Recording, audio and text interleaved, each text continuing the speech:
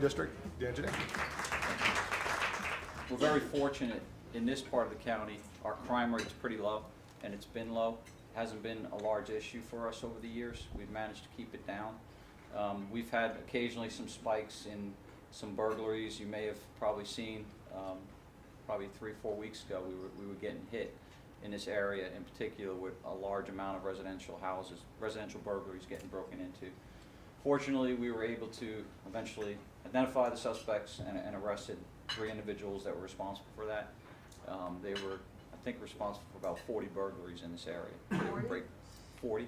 Yeah, 40.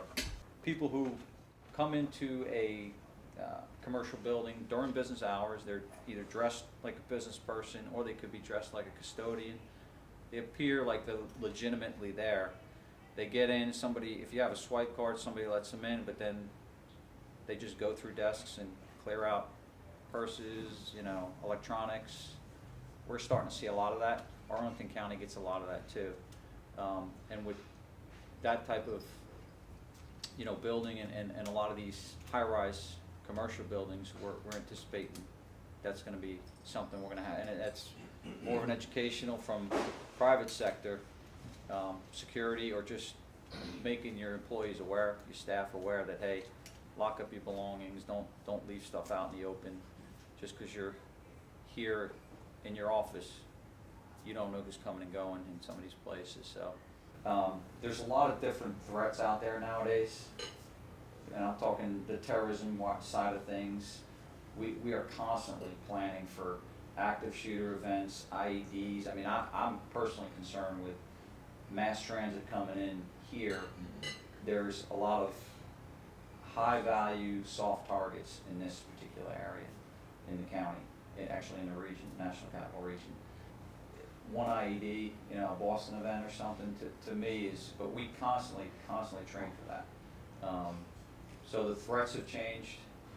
We have to be prepared for anything. And we do a lot of this type of work with the private industry on, you know, you need to prepare your people if something happens. So as far as priorities, we tend to focus a lot on traffic issues here.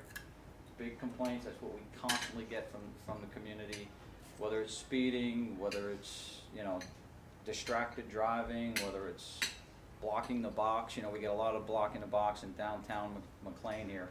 I don't have the crash data, but we keep a close look at accidents involving alcohol, and the good thing is it's trending down. Pedestrian safety, huge issue for us right now, and it's going to continue to be more of a demand with Tyson's development and the metro coming. We know we're going to have a lot of issues with that. It's just a challenge for us. Very much Absolutely. for coming. Oh, thank you very much. Thank you very much for coming to our event and talking to all of our members. I Enjoyed it. Appreciate it. Had a good time, and thank you for Thank you.